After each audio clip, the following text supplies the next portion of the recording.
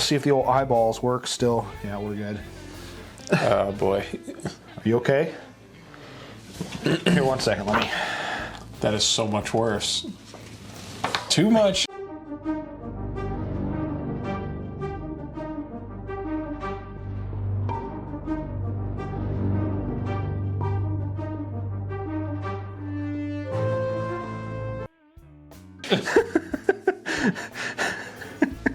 Welcome back, by the way. We're the Whiskey Watchers. I'm Dan. I'm Jake. And today we're continuing our work down of this lineup here from Hard Truth Distilling Company, the Barrel Finish Reserve, as they call it. And today we are doing Sauternes. Sauternes, or however you want to say it. If you're French, go for it. If not, whatever. So before we get into this, something I haven't done in a while, invite you all to go down below, hit that like and subscribe button, destroy the Liberty Bell down there. Well, don't destroy the Liberty Bell. It's a symbol of freedom. But click the Liberty Bell. There you go. With your old mouthpiece, not mouthpiece, mousepiece. And while I am undoing this, Jake, you want to tell them about the barrel finish here? You can read it right off the Last time we mentioned it was, we think they're all 3 barrel bashes. We're continuing to see that trend. This one is a little bit lower though. Instead of the 113.3, it's 110 on the nose.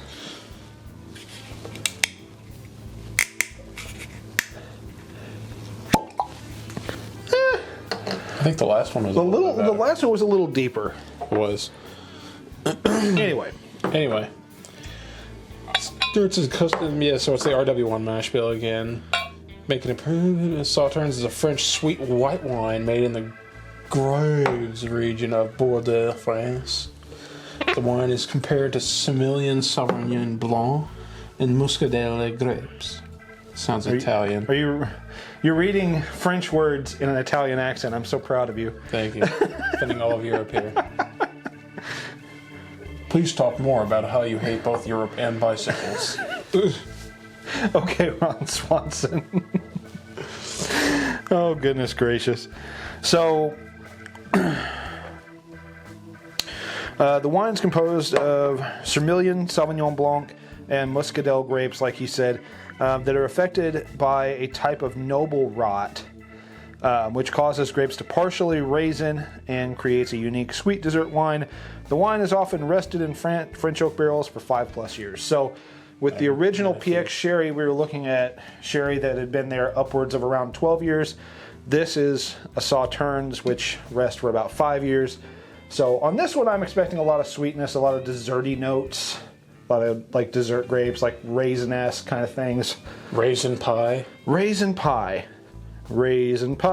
I've never had raisin pie. Have you had raisin pie? No. I know raisin pie is a thing. My grandma used to talk about it. It was like a Depression era type thing. My aunt, who goes down to bourbon country once every other month or so. They go to Jep the Creed, by the way. They like the pizza, and it is good pizza. I can attest to that. I've heard the pizza's good. I've never been to Jep the Creed. They have a huge... They're busy on Friday nights, man. They have like a whole area, but this isn't about them.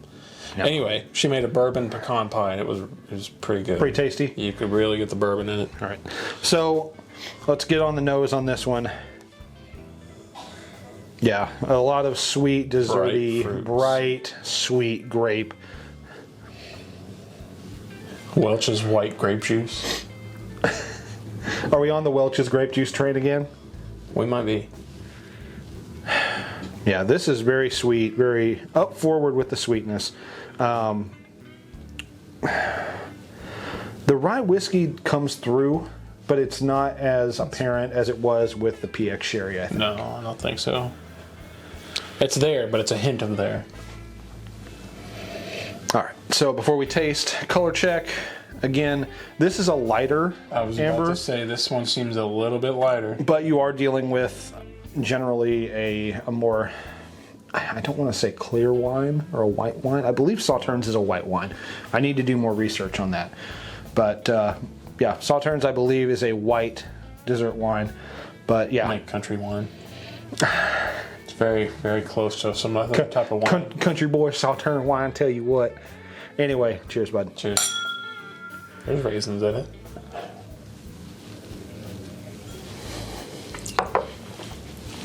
I just don't go all the way to France to get them. Yeah. This is super delicate. It's a bit spicier than the last grapiness takes over. You get the spice from the white rye whiskey coming through a little bit more. More peppery. Has like, I almost get like a,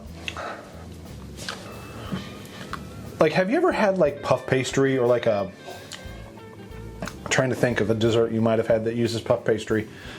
Like a Twinkie. No, that's sponge cake. Goodness gracious, I can't think of it. But have you ever had like, you've had pies and stuff, like you've had pie crust just by itself? Yeah. It has kind of a savory, like almost sweet pie crusty note. Yeah, I know that I really like. Kind of sweet, kind of not. Yeah, it's really nice. It's balanced. I get like, on the finish, it kind of lingers with. Sweet and peppery. It's very, very sweet. That's all I get is sweet. It's so sweet, and just a little bit of pepper around the sides of my tongue. I mean, just like the sherry, it kind of lays on your palate really well. I mean, it stays there for a while. Like any more, almost vanilla now. Mm-hmm. With a hint of grape. Yeah, I can see that. After taking a second sip, letting my tongue do the talking. The sweetness is just right up front. The rye whiskey on the back end, on the back of the palate, and then like you get the grape kind of like towards the back middle of your tongue. Mm-hmm. Yeah. This is really nice. Pepper around. Yeah, this is nice. Oh. We're hitting a third wave here, Marty. Honey. Almost like a fresh, like like you just took the honeycomb and just right in your mouth. Mm-hmm.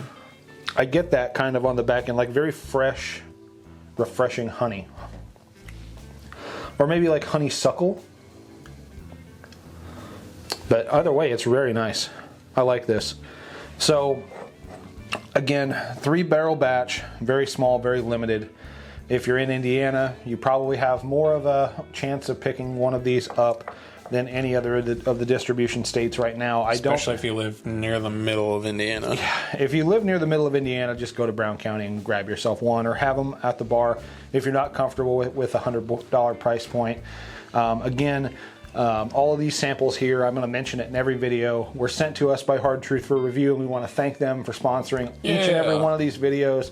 It's an amazing partnership. Brian is such an amazing person. He's a person merchant. Not that way, though.